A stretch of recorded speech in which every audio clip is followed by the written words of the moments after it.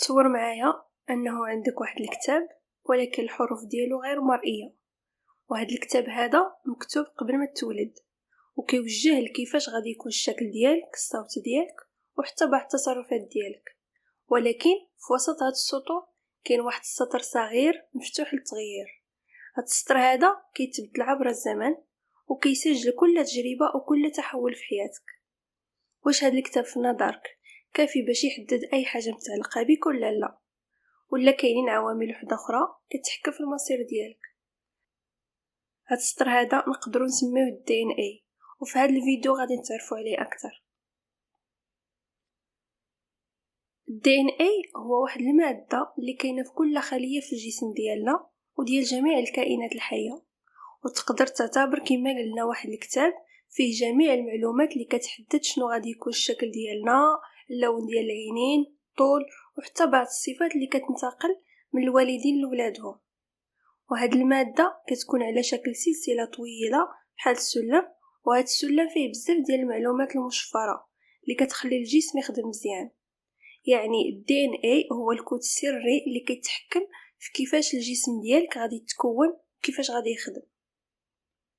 مثلا عندنا الاخوه كيتشاركوا في الدي ان اي بنسبه كبيره حيت كياخذوه من نفس الوالدين، ولكن ماشي بنفس الطريقه بالضبط. مثلا كل واحد فينا كياخذ نصف الدي ان اي من الاب والنصف الاخر من الام، ولكن هذا النصف كيكون مختلط وعشوائي. يعني الاخوه رغم انه عندهم نفس الوالدين، الدي ان اي ديالهم ماشي نسخه طبق الاصل، ولكن فيه تشابه كبير خصوصا في الاخوه الاشقاء. اما بخصوص التوأم المتطابق اللي كيجي من بويضه وحده انقسمت، فهو اللي كيكون عنده نفس الدي ان اي بالضبط. وهذا من بين اهم الاسباب وراء التشابه من بين بعض الناس مثلا بشكل كبير، رغم انه كاينين الناس ما عندهم حتى علاقه عائليه، الا انه كاين عده عوامل جينيه وبيئيه كتاثر في هذا الشبه. مثلا عندنا ما يسمى بالصدفه الجينيه، رغم ان الدي ان اي ديال كل شخص فريد، الا انه كاين بعض الطفرات الجينيه اللي كتكون شائعه بين مجموعات معينه من البشر، مما يؤدي لانه يكونوا عندنا ناس كيتشابهوا بلا ما يكونوا مرتبطين عائليا. والبشر عامه عندهم 99.9% من الدي ان اي متشابه، والفرق كاين غير في ديك 0.1% اللي كتحكم في الملامح والتفاصيل الفرديه. وهذا علاش كاين احتمال كبير يكون تشابه بدون وجود علاقه قرابه.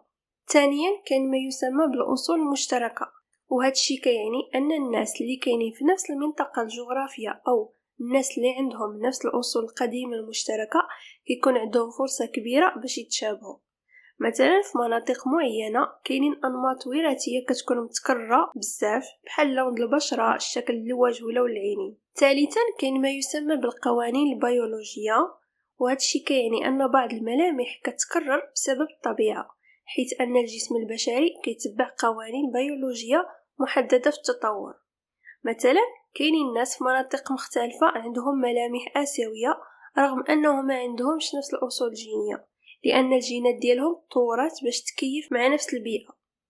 رابعا كاين واحد التاثير مهم واغلبيه كينساه، هو تاثير البيئه والتغذيه، لان العوامل البيئيه بحال التغذيه، المناخ ونمط الحياه فهو كيأثر على الشكل الجسدي وكيزيد من التشابه بشكل كبير. مثلا الناس اللي كيكبروا في بيئات متشابهه عندهم فرصه يكسبوا نفس لون البشره او نفس بيئه الجسم، وهذا الشيء يقدر يكون على فترات طويله ماشي بالضروري يكون فتره اقل. خامسا عندنا تأثير الإحصائيات. في العالم اليوم كاينين أكثر من 8 مليار شخص، ومع هذا العدد الهائل ديال البشر فطبيعي جدا يكونوا أشخاص عندهم ملامح متقاربة، خصوصا في بعض المجموعات السكانية الكبيرة. دابا ملي هضرنا على هاد العوامل اللي كتأثر في التشكل ديال الدي ان اي، نقدروا نتسائلوا واش ممكن يبقى الدي ان اي ديالنا ثابت مدى الحياة.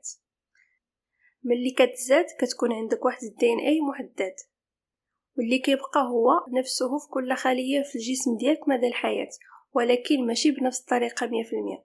يعني شحال من حاجة كتوقع. أولا هاد الدي ان اي كيبقى هو في الأساس، يعني المعلومات الجينية اللي خديتي من والديك ما كتبدلش، وهذا الشيء علاش الملامح والصفات الوراثية كتبقى ثابتة. ثانيا كاينين بعض التغييرات اللي كتوقع مع الوقت، وهاد التغييرات كتجلى أساسا مثلا في الطفرات العشوائية، يعني مع انقسام الخلايا كيقدر يوقعوا اخطاء صغيره في النسخ ديال الدي ان اي، ولكن غالبا الجسم كيصلحهم. كاين ايضا التاثيرات الخارجيه بحال التلوث او التدخين او الشمس والاشعاعات. هاد العوامل كامله يمكن انها تسبب تغييرات في الدي ان اي ديال بعض الخلايا. كاين شيء اخر كيتسمى التخلق اللاجيني، وهذا كيبان في انه بعض الجينات اللي كتفعل وكتعطل حسب نمط الحياه، مثلا بسبب التغذيه او الرياضه او الضغط النفسي الى اخره، ولكن ماشي بالضروري تبدل الدي ان اي بنفسه. هنعطيكم مثلا تاثير الشمس على البشره.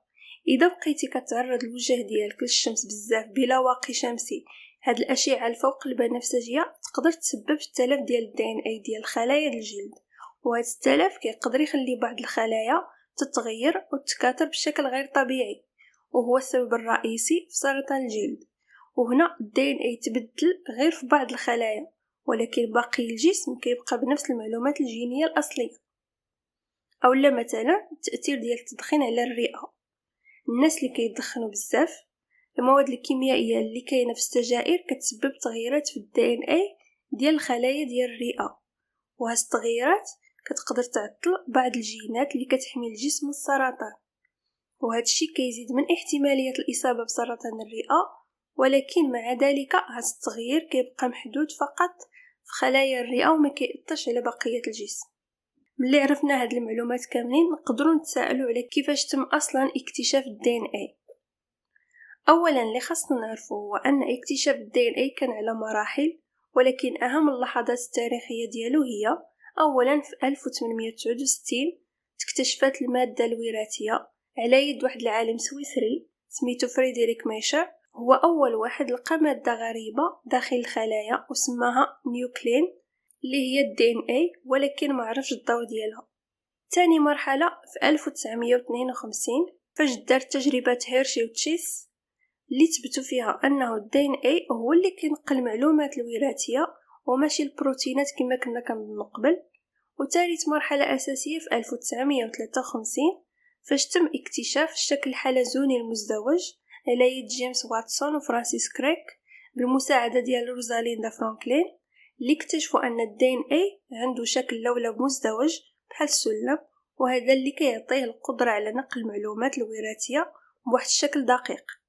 ومورا هاد المراحل بدات التكنولوجيا كتطور، ودابا ممكن اننا نحلو الدي ان اي بسهوله باش نعرفوا حتى الاصول ديالنا والاستعدادات الوراثيه ديالنا، وممكن ايضا توقعوا الامراض اللي ممكن نكونوا معرضين ليها في المستقبل. وهذا الشيء كيحيلنا مباشره لاهم الاستعمالات ديالنا لهاد الدي ان اي. وهاد الاستعمالات كتجلى اساسا في نقل الصفات الوراثيه، حيت هو اللي كيحدد لون العينين، اللون ديال البشره، الطول، وحتى بعض الاستعدادات الصحيه اللي كتنتقل من الوالدين للاولاد. وكيساعدنا كذلك على التعرف على الامراض الوراثيه، لانه كيعاون الاطباء يعرفوا واش عندك استعداد لبعض الامراض بحال السكري، السرطان او امراض القلب، وهذا الشيء كيساعد في التشخيص المبكر والعلاج.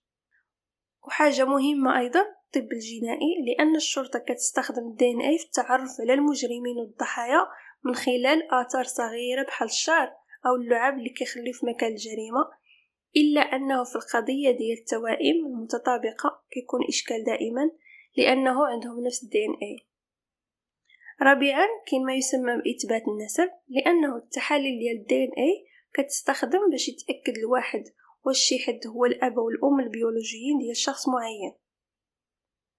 كاين استعمال اخر سميتو العلاج الجيني. هنا فاش العلماء كيدرسوا كيفاش يقدروا يصلحوا اخطاء في الدي ان اي باش يعالجوا بعض الامراض الوراثيه.